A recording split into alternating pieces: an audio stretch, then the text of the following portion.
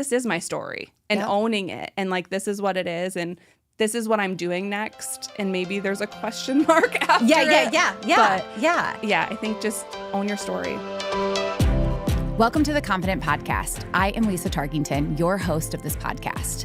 If you found yourself hitting play on this podcast, it means it was meant for you.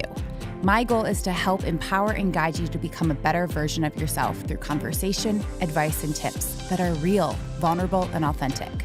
I am excited to have you join this journey with me. So let's get started. Hey, everybody. Welcome back for another episode of the Confident Podcast. I am your host, Lisa Tarkington, and we are going to have an amazing conversation today. So before we kind of dive into this convo, I always love giving you guys updates and having a conversation about what's going on. And it is summertime in Michigan. And let me tell you, I don't know everybody that's tuning in, but I will say summertime in Michigan is a really big deal. First off, we all try to take our Fridays off. People are taking their vacations and people are just in better moods.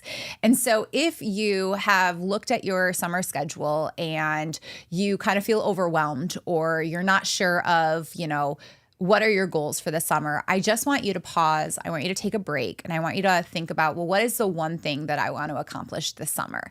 I remember about 3 years ago, my goal was that every Friday I was going to take off and go up north and enjoy the summer. And I did that. And that was one of the coolest things was I set that out right away. And then I was able to see at the end, like how much I got to enjoy the summer because here in Michigan, it doesn't last long.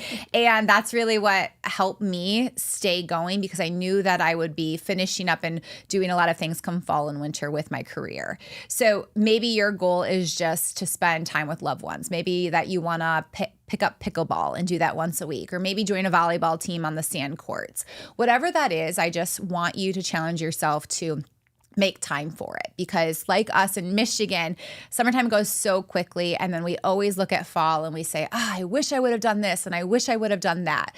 So pick that one thing and focus on it so that you can enjoy this summer. So that's my speech or tip for the day.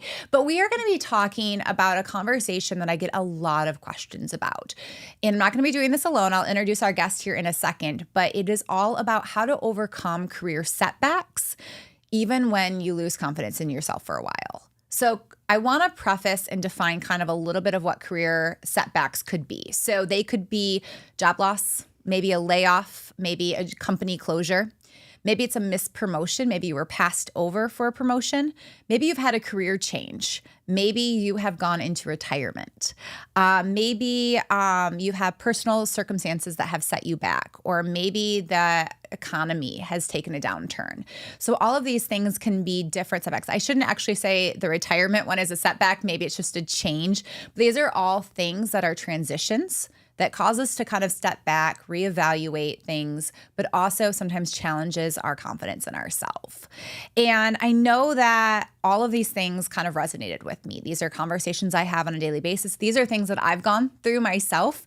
And one of the things that for me was really learning my value, my worth, slowing down, and all of these amazing things that we're going to dive into here in a little bit. But like I said, I'm not going to be talking about this today alone. So we are going to be bringing on someone who is very, very special to me. So I want to introduce Kelsey Snyder. She is our programs director at LEAD. But before she got that title, Kelsey and I met, I believe, last July. So it had been almost a year of friendship. And the first time I met her, one of the things that stood out the most to me was the questions that she asked, the conversation. But also when we grabbed coffee, it was just kind of like a flow of a conversation where you're like, oh, this is my long lost best friend that can read my mind. And ever since then, Kelsey's been able to do that. We've been able to grow LEAD because of her skill set. And one of the conversations we've had a lot is growing in our confidence, how we've overcome setbacks, and also career moments. So Kelsey, welcome to the Confident Podcast. Thank you. I'm excited to be here. Yes. So I gave a little bit of our background, but I'd love for you to share with the audience what's your background. Yeah. So I came from a sales background first. I was in sales for about 3 years. Joined a big corporate tech company out of college, moved to Chicago, made 150 calls a day, lived that grind for a while. And then I moved into sales management. And so that was really fun. I really liked that. George and I had always said, my husband, we would stay in Chicago till it wasn't fun anymore, until the logistics of the city didn't offset the fun that we were having. And so we hit that point about 5 years in. We wanted to settle down, start a family. And we knew we wanted to do that back at home in Michigan. So we moved back. And when I was moving back, the company actually asked me if I had considered operations, because you could do that remotely. And it was funny because I couldn't manage a sales team remotely, which is what everybody's doing now, but we were a little ahead of the curve. And so I moved into operations and eventually managed a global team, was a director for corporate operations. And that was really fun. A lot of stuff that I didn't know how to do in the beginning and just kind of figured it out. And that kind of was a through line throughout my career of just kind of being like, this is what I like to do. This is what I'm good at. This is what people come to me for. And then someone saying, have you considered this and whatnot? So yeah, that's what brought me back to Michigan. And then we'll go into kind of probably the rest of the story here in a bit. Yeah. So I also have to share that Kelsey and I are both Michigan State University grads. So go green to anybody tuning in. And when you said the Chicago thing about we'll leave when it's no more fun, I love that you spent 5 years, let's be honest, having a blast in Chicago, partying it up. Because every time when I would visit for my corporate job back then, I would be like, ooh, where are we going? Where are we having brunch? And like, where, you know, or brunches are the best there. They are. And so I just love that you were able to experience that before, you know, you and your husband transitioned. So speaking of transitions, when you hear the words career setback as well as confidence, kind of what comes to mind? For me personally, this is kind of a twofold. So when I was a sales manager, you know, sales, you had goals, and if you didn't hit those goals, then it wasn't a fit for you and you had to move on. You know, and as a sales manager, I worked with teams to make sure we built skills to try to, you know, bring you back on board. But sometimes it just isn't a fit. And so I've had to deliver the conversation that, you know, this isn't working out, and had to let people go from my team and people that I really liked personally. And from those, I tried to help them understand, like, you're really good at these aspects, right? Maybe I was a business development manager. So maybe cold calling wasn't for you, but you were great at like building that relationship, and you would be an awesome account manager. And so could we find a different spot for you? And then personally, it affected me in a whole different way. You know, our paths crossed in July. And so our company had been going through a lot of restructuring, resizing, which I think a lot of people can relate to, especially in the tech sector in the last year or so, 2 years. Yeah. And so I was impacted by the transition, and it was hard. You know, I had 3 rounds of that happening throughout that past year of like employees on my team. I had friends that I've worked with for 12 years, you know, and so when it affected me personally, you know, you can't help but, you know, intellectually, like this is, it's a spreadsheet. There's a line that's drawn. It's, you know, they're trying to right size the business to where it is now. But that doesn't change emotionally how that feels, especially after, you know, being there that long. Yeah. And how long were you at the company before you came to us? 12 years. Okay. So total, between the sales and operations side. Yeah. Yeah. And a person changes a lot in 12 years. You evolve into different. There. Yes. Like that's right. Yeah. Like, so you started your career, you've built yourself there. And so having that news and having that change, to your point, you know it, but the ego probably played in there a little bit. Oh yeah, I wanted to go out and get a better, like the promotion of like the job I had. You know, that was like the first thing that comes to mind. To be like, hey guys, like look at what I'm capable of, right? Yes. Is that what you mean? Yes, okay. Yes, exactly. And then I had to stop and go, is that even what you want next? And so I told, and I had talked to quite a few people after, and I'll never forget the people that reached out. I think it's one of those things where you don't know what to say. It's uncomfortable. I mean, like I said, I had experience with a couple of waves before that of people that I knew impacted. And the ones that I was really close to, of course, I reached out. But there are some that you feel like, well, I'm not that good of a friend. Like, should I, shouldn't I? And I would just say, like, to anybody that kind of finds themselves in there, reach out.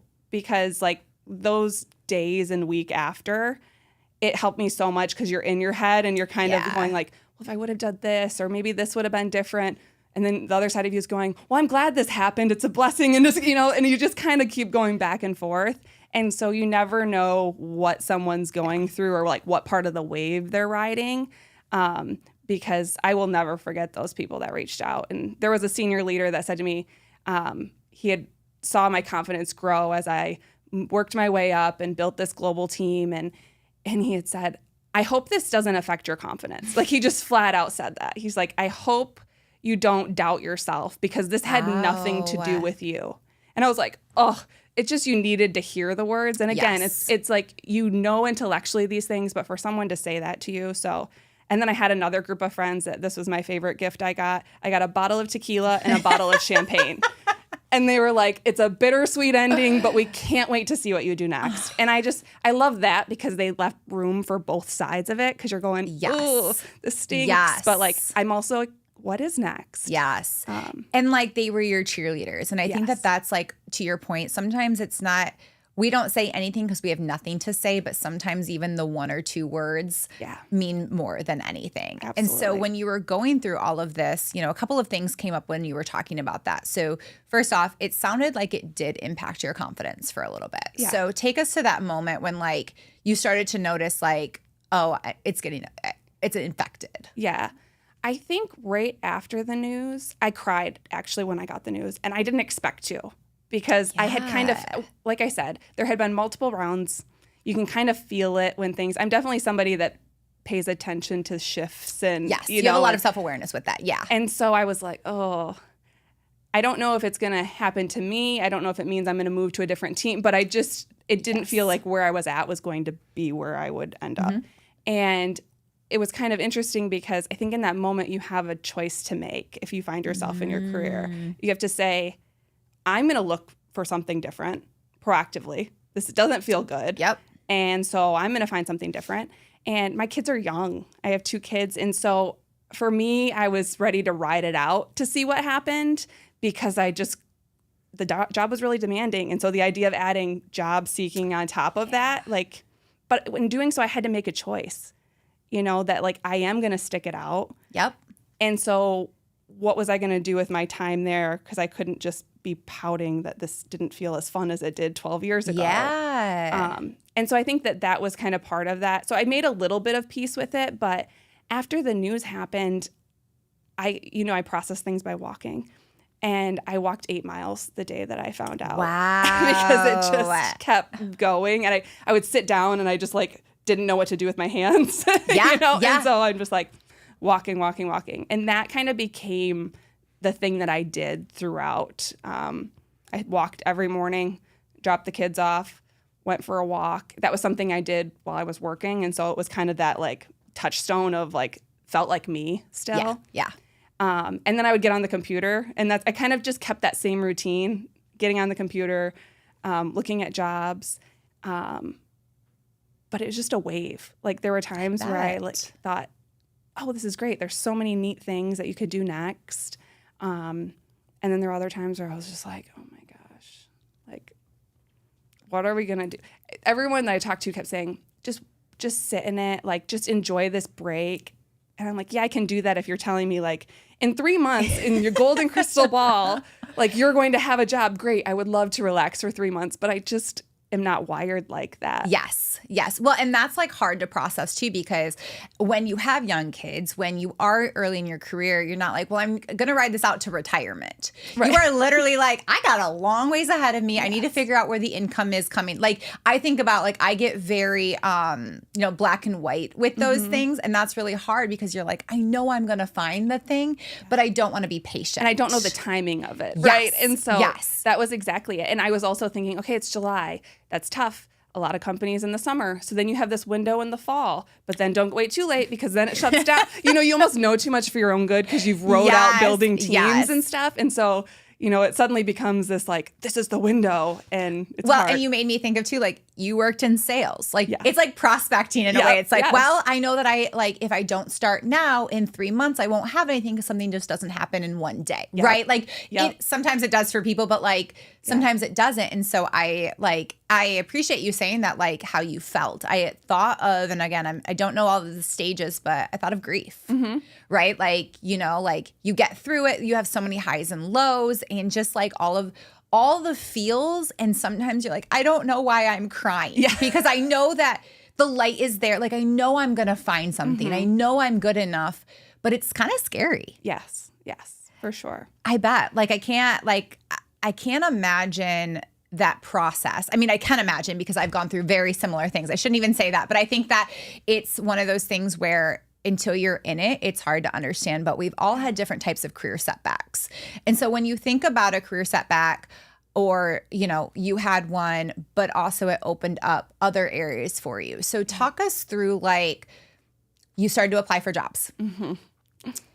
How did that feel? Because you said in the beginning, like, I want to prove all these people that, like, I can do this. Like, talk us through that. Yeah, it's funny. It's the ego that goes, okay, let's just do exactly what you had done before, but for another similar company. Yep. I was lucky in that I worked with a lot of partners, external partners, and I managed those relationships. But there was something in my body that just was like the idea of doing the same exact thing, you know, because the grass isn't greener. You know, like I think anyone will say that. Like the struggles in a particular industry, they're at every place. 100%. And, you know, there might be a different strategy behind it or whatnot, but when you get down to it, it's going to be the same. Totally. And so I had really enjoyed what I was doing. And a lot of that was related to the teams that I was working on. So a huge part for me was I didn't want to apply for anything that I didn't know someone there and know that they were happy. Yeah. And so that puts a filter. Yep. And then I noticed when I was applying for some, I would get a canned rejection email. And, you know, it came pretty quick. And so you're like, all right. And for the moment, you're like, oh, really? Yeah. You know, and then defeat. And then I noticed that then very quickly that passed and I went, oh. And then I think that just something I try to pay attention to is like how things make me feel, right? And so even though intellectually I might not know, maybe you want to do something different, or maybe I'm not willing to admit that to myself quite yet. Yep. There were kind of these signals where after the third time where I was like, you know, that's all right. That I was like, maybe you should start looking at something a little different where your skills could be applied in a similar way. But isn't too much of just the same grind because, I mean, we had been, ever since COVID, like so many companies had been trying to rebound from that. So it had been a bit of a grind. Yep. And so I thought, well, let's see what else, you know, there might be. And maybe going from 1,000-person company down to, you know, a small 4. You know, let's see what that's all about. And so I kind of just started to think about that a little bit more. And I am part of the junior league. And so I had kind of a taste of the nonprofit. It's all volunteer based, but I've been leading their fundraising for 5 years now. Excited to be handing that off this year. And one of the things I liked about it, I was like, oh, I enjoyed fundraising. That was something that was cool. Kind of mixed the sales, some of the corporate background. I thought maybe I'll look into that. So I kind of started applying for jobs through that, which was like how our paths crossed. Yep. And I think what's been interesting throughout the career is just listening for that. Have you thought about this? You know, I always have this kind of, in my head, I was like, you've done fundraising before, so you can go into the nonprofits, do fundraising, and then you can work your way up to executive director. Yeah. But that's like you're in because that's what you had some experience with, you know. But I like to say I always have a goal, or I'm very future forward thinking, but I don't do it with blinders on. I'm not afraid to say, oh, that's interesting, or like that person. And like for you, I mean, we just had that connection and it was something that was really fun. And I was like, I feel like there's something here. And at that time, like there wasn't, but we started the conversation. Yes. And I think that that's a great reminder for everybody listening in is like, I think our egos take over when our heart's telling us our direction. I literally just had this conversation with someone last night via text message because they're struggling with something very similar. But what's coming up for them is they're feeling it in their heart, kind of like you knew, but like I think the ego takes over. And what we chatted about was how society sometimes makes you feel like you need to have a certain path. So did that come up for you throughout this whole process? I think I was just really proud that there were very few people that I could talk to that wouldn't know the company I was at. Like I didn't have to explain what it was and things. And I was very proud of that. I was very proud of that coming out of college. And then as I worked my way up. And so for me, that was kind of part of the filter in the next job is like, well, I want them to know what this is. Yes. And it's like, yeah, this is a great story once you know what's on the other end of it, right? And your great life lesson, and there's lots of things, and you're like, yeah, I know. But tell me what the next story is first. Yes. Then I'll work backwards. Then it'll be fine. Yes.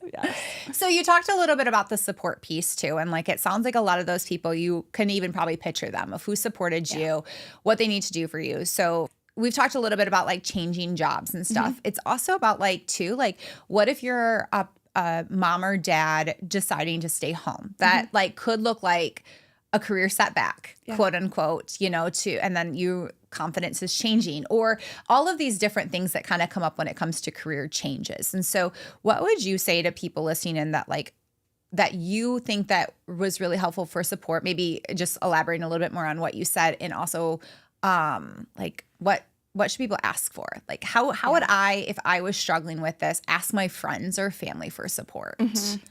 This one's tricky because I feel like you can kind of go one extreme or the other. You can kind of fall in the camp that you just really busy yourself.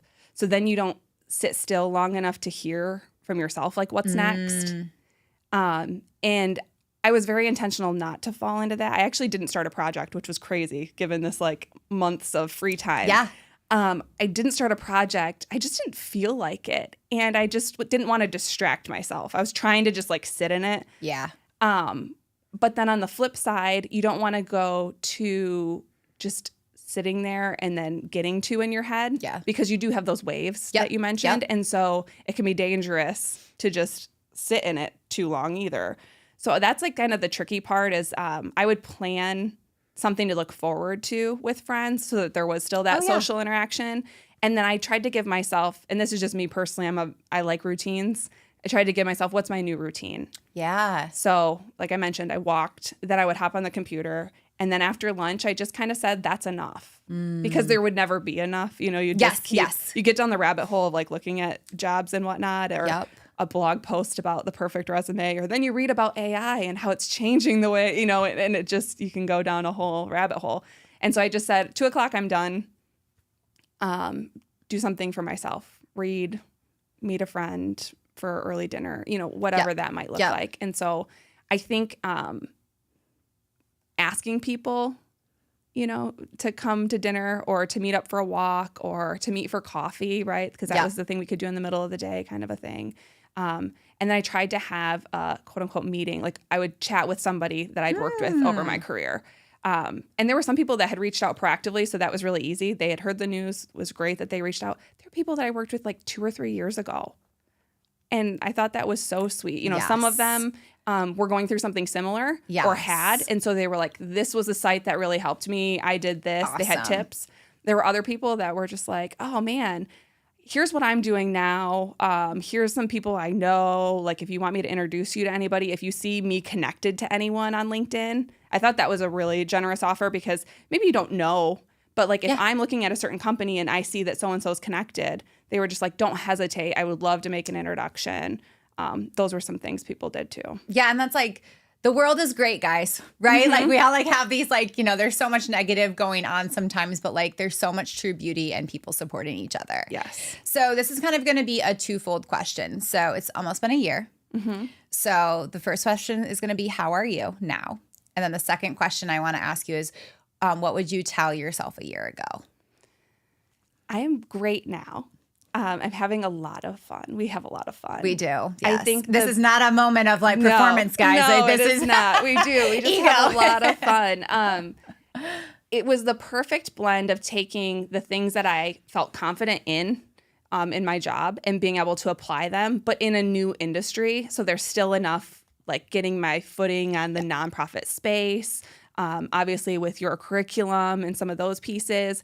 And so it's also been a time to be able to figure out like, where is my lane and like, who do I work best with? And the people that I always give an example of one of the guys that was on my team before. I was always intimidated. Like when he came in for the interview, I was intimidated by him, and that's how I knew that like he was he was super strong candidate, could have had my job, right? Yeah. And he had a different skill set than I did. And so that was like very cool. And I felt that way about you. I was like, she's built this nonprofit. Like that's super cool.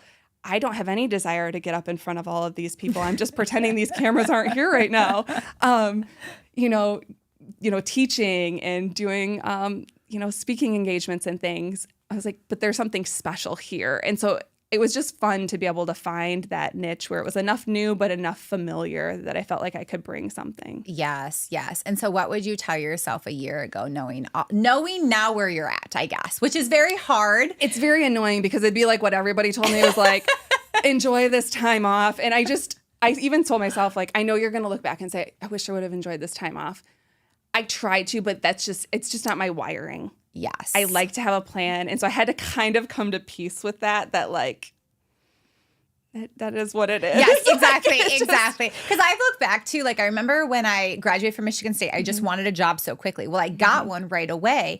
And I wish so badly that I would have asked to like move it out a little bit because I was part of a program. So I could have backpacked in Europe, all of those, like all the things now I wish I would have done. But in the moment, you're like, I am an A to Z person. Like I know where I need to be. I want to make money. Like I didn't have money in college. I was broke, like all of these things. The other thing that really came up when you were talking is I literally think I still have the video on my iPad, but like when I left my corporation to build my nonprofit, and I've shared this on here before, like I had $25 in my bank account. And I remember FaceTiming one of our site directors that lived in Louisiana. And I remember being like, in a hoodie, no makeup, probably hadn't showered in 2 days if I'm being completely honest, and just being like, what am I doing? And just sobbing to her.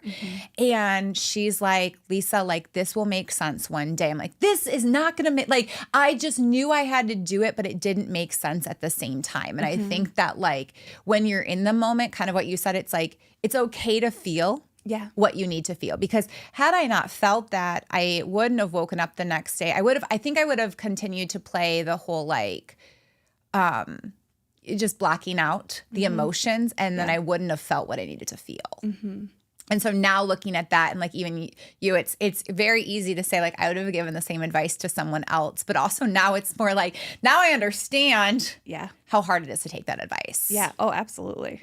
So one of the projects that you've been working on for us has also been around like teaching. So we built a digital platform. I've talked a lot about this on here, a membership platform. And how do you think those tools would have helped you overcome any setbacks that you would have in a career or even with your confidence? Had you had those? The one thing I think the thing that sets our tool apart is the worksheets and the interactive component. I think there are a lot of courses out there. There's a lot of podcasts, like this one where you can like listen to the advice. I think you do a good job of giving ideas for activities or how can you take this a step deeper. But I think that that's the piece because you just kind of have to sit in it a little bit and you just have to, for me, I have to write it out. I journaled a lot and it's kind of fun. I told myself I need to journal when I'm in a good headspace more because I'm going to like look back at my life and just be like, wow, this was a lot of drama. A little dark. But I don't think to write then. So I think that part for me would have been really helpful. The reflection. I think of the activity with the shifting your perspective and the stories you tell yourself and that challenging part, I think that would have been huge, right? And you ask me at the beginning of the day, it's probably a different story than the end of the day or the next day, And so even just being able to look back at those because you get to pick back up where you left off. So say I complete one of them, go on to the next topic. I get this new job. You can go back and you can kind of see those. You can see trends. Yes. Like this comes up for me again. I've had this before where I go right and I start reading the passage from before and I'm like, this is so annoying. Like we're still talking about the same thing, right? Like substituting the characters, but it's the same. And so I think for me, the interactive tools and hands-on and being able to come back to it is huge. I love that. And I also like, as you were talking through all of those things, I think about too, it's like when you start to see those themes, you're like, either I'm going to do something about it or I'm going to keep writing the same story, right? Like am I really going to make that change? And I think that that's the one thing that I've learned just over the course of my whole confidence career is like, I'm in charge of my own story. I'm also in charge of allowing fear to take over or like, I'm also the one in charge of choosing when my confidence takes over. And so like thinking through all of those. So kind of going back, so we talked a little bit about like when you're going through something, how people can support you, how you needed that support, what kind of the feels that you went through at that time. And that probably related to a lot of people in all different aspects. So what's your like final piece of advice that you would give our audience today that might be tuning in being like, wow, like I'm going through a transition right now, regardless of even if it's, not changing jobs, but there's a lot of career changes that can happen. Definitely. I think just telling your story. I think it's a lot less scary. Part of the panic was, how am I going to explain this? Yeah. Right? And if you talked about someone who wanted to transition from, from their career to staying at home, if you get asked the what do you do question at a party, you felt super confident in your decision to do that, right? To make that change. You knew all the reasons. But suddenly when that comes up, you're like, I just stay at home. And the just like is a dagger, Totally. When you hear that from people where I'm like, you don't just, for one. No mom or dad just does. But so just practice that story. And I think the more you say it, you believe it too. And you hear it and you're like, oh, this did make sense for me. Or this is what happened, but here's what I learned. And I think a lot of my fear with confidence came more for like telling, how do I explain this? I actually felt pretty confident saying it to my friends that were in the field because they know it's, you don't want to be like, but it wasn't performance based, like you don't have to explain that to them. But like to my grandma who didn't even understand what I was doing. Yes, exactly. And so I think just kind of like getting comfortable with like, this is my story and owning it. And like, this is what it is. And this is what I'm doing next. And maybe there's a question mark after it. But I think just own your story. I love that. And you made me think too, like one of the things that I just see a lot of people is we justify our story. We try to justify like why I chose to stay home or why I decided to leave my career or, why it wasn't a performance issue. Like, right. Like all of these things. And even if it was a performance issue, like I'm going to take that stand. Like, oh, totally. I also believe that like you even said like earlier, like you've had to let people go because they weren't performing in that role. That is okay because now you get to go do your strengths elsewhere. Yes. And I think all of those things is like, that's my, like, I love that advice because our stories are so different. And I think that's what makes us human. Like all of the tools and teachings that we teach can be across all spectrums of who you are. A couple weeks ago, we even shared on the podcast how to make this blueprint of for you, like taking all these tools and making it yourself. It's the same with your story. And lastly, I'll say when you say that is the people that matter are just going to have your back. Yeah. But like you don't need to justify to Joe in the hardware store or Joe at Walmart. I don't know, I'm making these up as I talk, but because they're not part of your everyday, right? Yeah. And so just realizing like who's your support system through it. Yeah. So Kelsey, thank you so much for being on this podcast. Love chatting about this. I loved, I actually got chills a few times when you were talking about it because a lot of it resonates with me, even though our stories are different, they're similar. Yes. And I think that that's the other piece too out of all of this is like, we've all had career setbacks. We've all had job changes for the most part. And it's okay what your story is because you're going to do amazing things with this world. Absolutely. And the more you share it, the more that forms connection because someone else will have a similar one. And give them the grace to keep moving forward as well. So as I always say, continue to spread love and kindness to everybody that you meet and have a great day. Thank you for tuning into the Confident Podcast. If you enjoyed today's episode, don't forget to subscribe, leave a review, follow the Confident Podcast on Instagram and TikTok, and share it with those who might benefit. Also, if you are looking to work one-on-one with me, message and follow me on Instagram at Lisa Tarkington Official. Stay confident, stay inspired, and until next time, keep striving to be the best version of yourself. Take care.